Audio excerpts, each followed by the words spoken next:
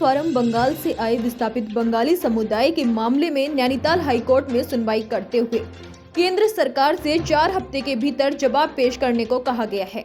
बीती 28 फरवरी को मामले की सुनवाई मुख्य न्यायाधीश रितु बहारी और न्यायमूर्ति राकेश थपलियाल की खंडपीठ में हुई। अब पूरे मामले की अगली सुनवाई 7 मई को होनी है। बताते चले कि उधम सिंह नगर के आरटीआई कार्यकर्ता निखिलेश घारमी ने नैनीताल हाईकोर्ट में याचिका दायर की है, जिसमें उन्होंने इस मामले को चुनौती देते हुए कहा है कि साल 1952, 1964 और 1970 में पूर्वी पाकिस्तान यानी बंगाल से आए शरणार्थियों को उधम सिंह नगर में बसाया गया।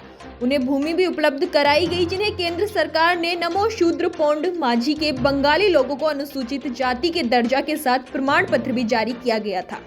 इतना ही नहीं, तत्कालीन समाज कल्याण विभाग ने इनके बच्चों को छात्रवृत्ति का भी लाभ दे दिया। इसके बावजूद उन्हें अनुसूचित जाति की योजनाओं का लाभ नहीं दिया जा रहा है। वो कई बार प्रत्यावेदन सक्षम अधिकारियों को दे चुके हैं। इतना ही नहीं, नैनीताल उधम सिंह नगर के लोकसभा सांसद और केंद्रीय रक्षा राज्य मंत्री अजय भट्ट ने भी साल 2019 में इस मामले को लोकसभा में उठाया था।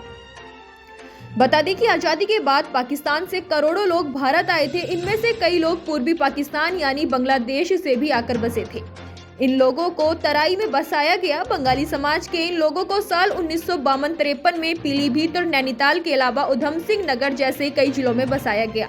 सबसे पहले दिनेशपुर, फिर शक्ति फार्म, सितारगंज और रुद्रपुर के ट्रांजिट कैंप में उन्हें बसाया गया। वहीं इन लोगों को आजीविका चलाने के लिए खेती के लिए जमीन भी दी गई। जबकि साल 2000 में उत्तराखंड राज्य बनने के बाद बंगाली समाज के छात्रों के प्रमाण पत्र पर विस्थापित पूर्वी पाकिस्तान शब्द लिखा जाने लगा, जिसका बंगाली समाज के लोगों ने विरोध किया, क्योंकि प्रमाण पत्रों पर पूर्वी पाकिस्तान शब्द लिखे जाने से ये लोग खुद को अपमानित महसूस कर रहे थे। प्रमाण पत्रों से पूर्वी पाकिस्तान शब्द को हटाने के लिए बंगाली समाज के लोगों ने कई बार उत्तराखंड के मुख्यमंत्री से मिलकर कई बार ज्ञापन भी राज्यपाल को भेजा। वहीं तत्कालीन मुख्यमंत्री त्रिवेंद्र सिंह रावत ने नेशपुर में उनके प्रमाण पत्रों से पूर्वी पाकिस्तान शब्द हटाने का भरोसा दिया, जिसके बाद पुष्कर सिंह धामी मुख्यमंत्री बने और उन्होंने अगस्त 2021 में बंगाली समाज के प्रमाण पत्रों से पूर्वी पाकिस्तान शब्द को हटाने के लिए कैबिनेट में मोहर लगाई।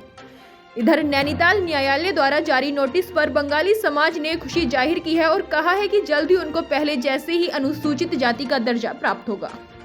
हमारे बंगाली समाज का एक बहुत बड़ा एक मुद्दा था, सो पिछले 40 वर्ष से भी ज़्यादा हो गया, जो हम लोग हर घर में हर माध्यमिक स्तर के लोगों के लिए एक बहुत बड़ी समस्या की 80 का एक मुद्दा था।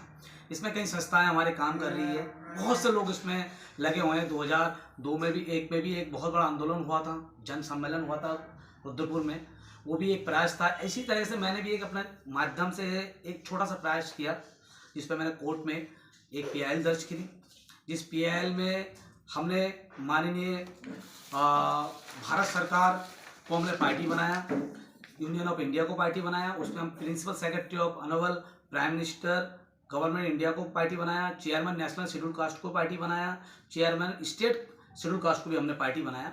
पार्टी बना के हमने एक PIL दर्ज की, वो PIL हमारा एक्सेप्ट हुआ, उसमें हायरिंग चालू हुई और लास्ट जो 28 फरवरी को एक डिसीजन आया कोर्ट की तरफ से, जो हमारे बंगाली समाज के लिए और हम सभी वर्गों के लिए एक बहुत खुशी की और एक एक उम्मीद की किरण जागने वाले डिसीजन आया है। पहली बार भारत सरकार को कोर्ट के माध्यम से एक लीगल नोटिस जारी हुआ, जिसमें लिखा है कि 4 हफ्ते के अंदर आपको ये जवाब देना है कि बंगालियों को आप क्यों नहीं 80 दे रहे हो और जो पहले था उसको किस आधार पे आपने बंद किया।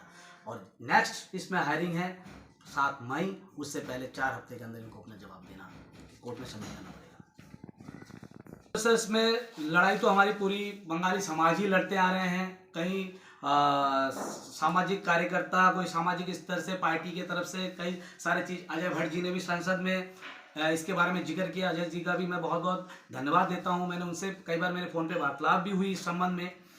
तो माननीय अटल बिहारी वाजपेयी जी जब हल्द्वानी में आए थे 2003 में, तो उस समय भी उन्होंने अपने उसमें कहा था बंगालियों को 80 का दर्जा मिलना चाहिए। फिर इसी के आधार पर हमने एक प्रयास किया। 2021 में हमने कुछ सूचनाएं कलेक्ट किया कि भारत में किस किस राज्यों में बंगाली को 80 का दर्जा दिया जा रहा है। उसके हमने लीगल कागज इकट्ठा किए। करने के बाद हमने फिर मुख्य सचिव जी, प्रधानमंत्री कार्यालय को भी हमने लेटर लिखा, अनुसूचित जाति के अध्यक्ष को हमने लेटर लिखा, सचिव जी को लिखा, दिल्ली आयोग के अध्यक्ष जी को भी लिखा कि भाई हमारे जो यहाँ पे इतने जो 1.6 लाख लगभग लोग हैं, उनको बंगाली जो समाज के लोग हैं उनको एससी से वंचित रखा जा रहा है। बल्कि हम एससी में थे जब हमारा माइग्रेशन हुआ। हम यहाँ पे 3 कैटेगरी में आए थे, 1962 में आए, 1964 में आए, 1970 में हम लोग यहाँ पे आए।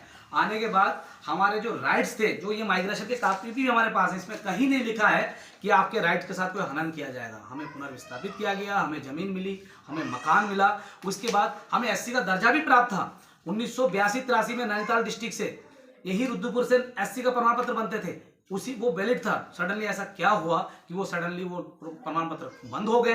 किसके आधार पे, किसके ऑर्डर पे बंद हुआ? और फिर नया एक ऑर्डर आया जिससे बंगाली को लिखा है केवल छात्रवृत्ति हेतु। ये शब्द जो था वो हमारे लिए कहीं ना कहीं कलंकित है, क्योंकि हमारे को समाज 2 तरह की नज़र से देख रहा है। हमने कोर्ट के सामने इसको रखा हमने कि एक तो 1 से 12 तक हमारा बच्चा जब कोर्ट में जाता है तो उसको हम शेड्यूल कास्ट में मानते हैं, एक हिसाब से हम उसको छूत मान रहे हैं। जैसे ही हमारा बच्चा या हम 12th पास करके आगे जा रहे हैं तो अब हमें ना उसकी रिजर्वेशन मिल रहा है, ना हम उस कैटेगरी से एडमिशन ले पा रहे हैं, तो हमारे सारे चीज़ों से वंचित कर दिया जा रहा है, नौकरी से वंचित किया जा रहा है। क्यों? एक ही भारत, एक ही संविधान। तो सब कुछ होते हुए बंगालियों को पोद, जो बंगाली नमशूद्र हैं, जो पोंद है, जो माझी है, इनको बाकी स्टेटों में मिल रहा है, 8 स्टेट में और भी मिल रहा है, तो हमें क्यों नहीं मिल रहा है? ये भी पुनर्विस्थापित हुए वो लोग, हम भी पुनर्विस्थापित में हैं। तो हमारे साथ जो ये प्रक्रिया है ये गलत है। हम सरकार से मांग नहीं कर रहे हैं, हम किसी से मांग नहीं कर रहे हैं। हमारा राइट था, हमारा हक है, मुझसे वही चीज़ को मांग रहे हैं कि हमारा था, हमें क्यों नहीं दिया जा रहा है। हम नया कोई एडिशनल कुछ नहीं मांग रहे। और मुझे ये पूरा विश्वास है जो हाईकोर्ट की रुख है उससे हमें ये साफ नज़र आ रहा है कि हमें इस बार कामयाबी मिलेगी।